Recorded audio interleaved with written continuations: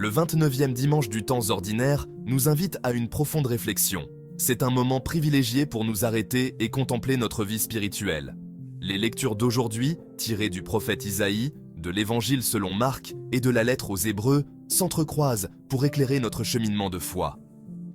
Elles nous offrent des perspectives variées et riches sur la manière de vivre notre engagement chrétien.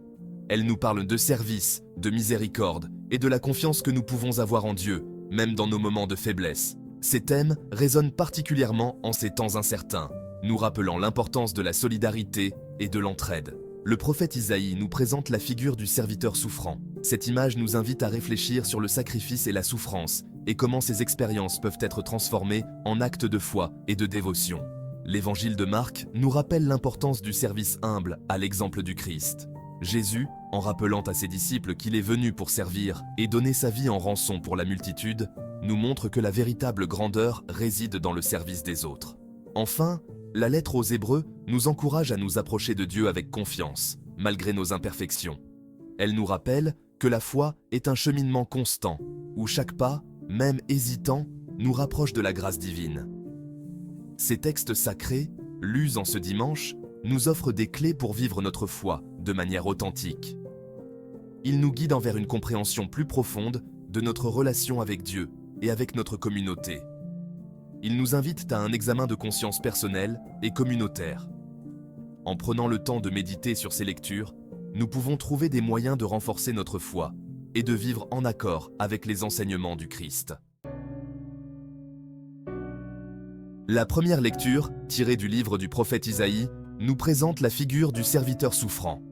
Ce personnage mystérieux et prophétique est une figure centrale dans les écrits d'Isaïe, symbolisant la souffrance et la rédemption. Ce serviteur, offert en sacrifice pour la multitude, préfigure le Christ. Il est décrit comme celui qui prend sur lui les péchés du monde. Un agneau mené à l'abattoir sans ouvrir la bouche. Il porte nos souffrances, nos douleurs. Chaque coup, chaque épine, chaque clou est une manifestation de son amour infini pour l'humanité. Jésus, par sa passion, sa mort et sa résurrection, justifie l'humanité. Par son sacrifice ultime, il nous offre la possibilité d'une nouvelle vie, d'une réconciliation avec le Père. Il nous réconcilie avec Dieu. Cette réconciliation est le cœur du message chrétien, un appel à la paix et à l'unité.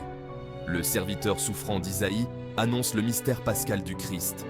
Ce mystère est célébré chaque année par les chrétiens du monde entier, rappelant le sacrifice et la victoire de Jésus. Par sa mort sur la croix, Jésus prend sur lui le poids de nos péchés. Il nous libère de la condamnation et nous offre la grâce. Il nous ouvre les portes du salut. Par sa résurrection, il nous montre le chemin vers la vie éternelle. La souffrance du Christ n'est pas vaine. Elle est le prix de notre rédemption, un acte d'amour suprême. Elle est source de vie et d'espérance. Par elle, nous trouvons la force de surmonter nos propres épreuves et de marcher dans la lumière de la foi.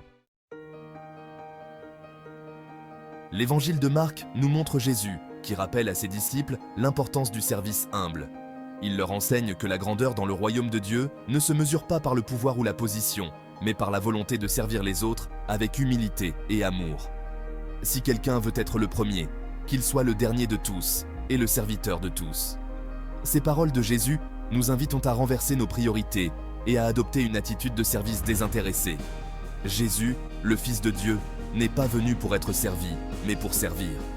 Il a montré l'exemple parfait en se mettant au service des autres, en guérissant les malades, en nourrissant les affamés et en apportant réconfort aux opprimés. Il nous donne l'exemple en lavant les pieds de ses disciples, un acte de service humble et de purification. Cet acte symbolise l'amour et l'humilité que nous devons avoir les uns envers les autres. L'Église, corps du Christ, est appelée à poursuivre sa mission de service. En tant que communauté de croyants, nous sommes invités à suivre l'exemple de Jésus en servant les autres avec compassion et dévouement. Annoncer la bonne nouvelle passe par le service des plus petits, des plus pauvres, des exclus.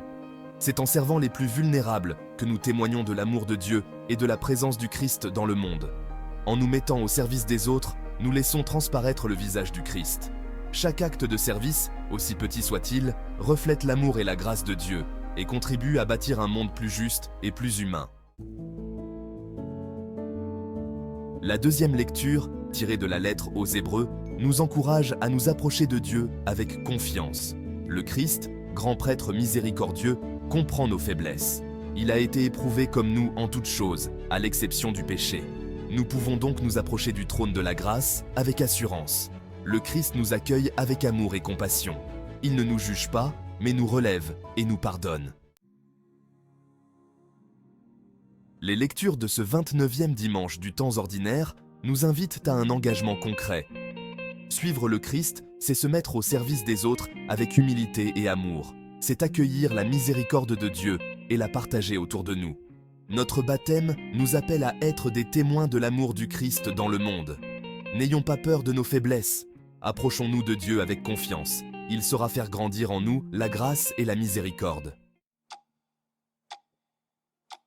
Le message du 29e dimanche du temps ordinaire est également un appel à la transformation. Transformation de nos cœurs, pour qu'ils soient davantage tournés vers Dieu et les autres. Transformation de nos vies, pour qu'elles deviennent un témoignage vivant de l'amour du Christ. Que ce dimanche soit l'occasion de renouveler notre engagement à suivre le Christ serviteur, en nous mettant humblement au service de nos frères et sœurs. Laissons-nous toucher par la miséricorde de Dieu et partageons-la autour de nous avec générosité. Que Dieu lui-même nous aide et qu'il nous bénisse.